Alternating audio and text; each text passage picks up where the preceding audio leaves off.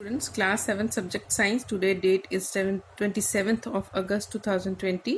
Chapter is transportation in animals and plants.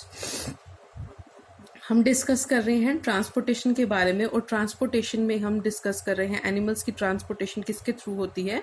Circulatory system के बारे में हम पढ़ रहे हैं। सर्कुलेटरी सिस्टम में हमने सबसे पहले बात की कि इसके 3 मेन जो हैं, पहला है ब्लड वेसल्स और हार्ट जो है, ये तीनों चीज़ें कंबाइन करके हमारा सर्कुलेटरी सिस्टम बनाती हैं।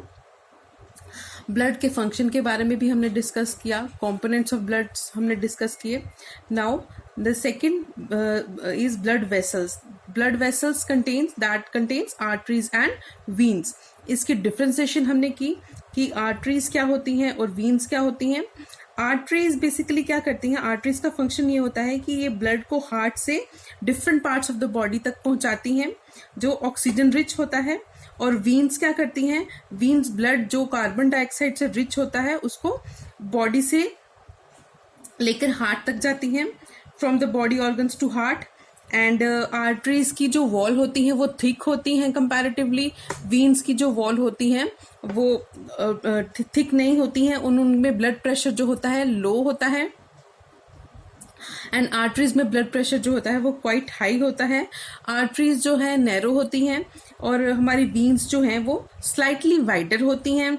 और हमने एक और चीज डिस्कस की थी आर्टरीज और वीन्स के डिफ्रेंसिएशन में, कि जो आर्टरीज हैं इसमें वैल्व्स होते हैं और ये they do not have valves, arteries में वैल्व्स जो हैं वो नहीं होते हैं और वीन्स में वैल्व्स की प्रेजेंटेशन होती है। So now today we will discuss the third part of circulatory system, that is heart.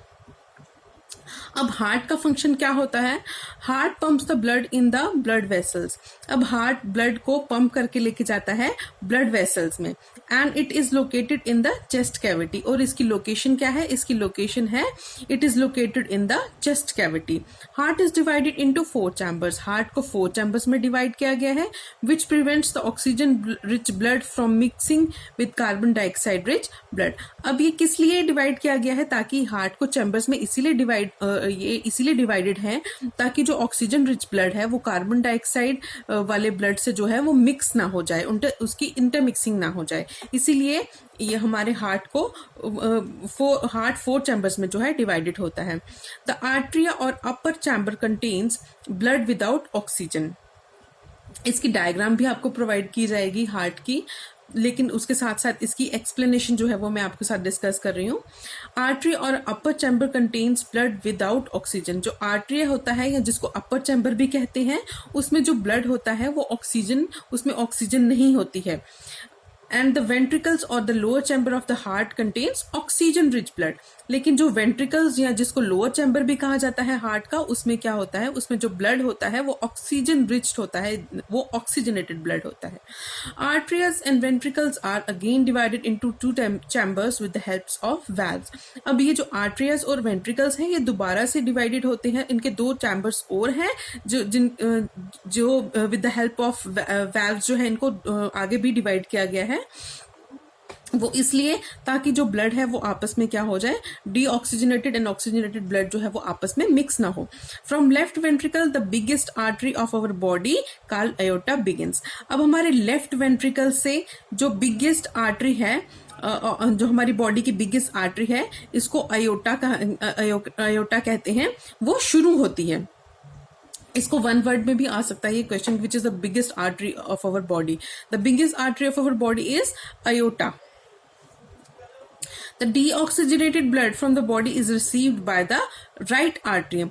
अब ये जो ऑक्सीजनेटेड ब्लड है ये कौन रिसीव करता है, अयोटा।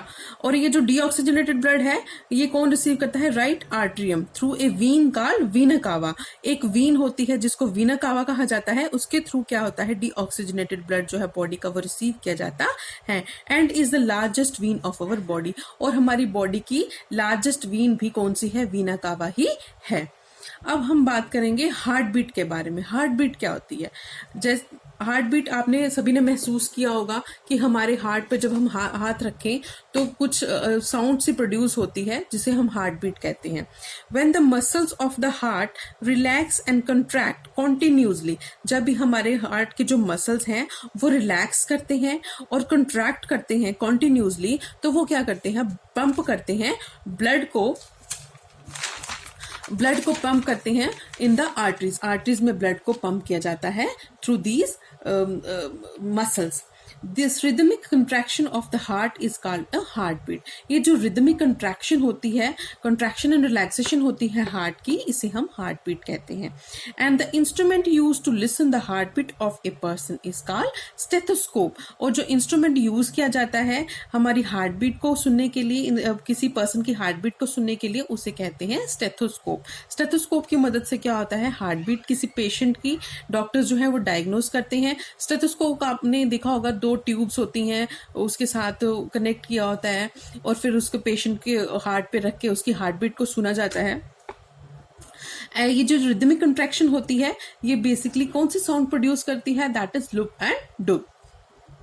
अब हमने डिस्कस कर लिया हमारा सर्कुलेटरी सिस्टम, जिसमें हमने ब्लड वेसल्स और हमने हार्ट के बारे में डिस्कस कर लिया. Tomorrow we will discuss about the excretory system of our body. Thank you.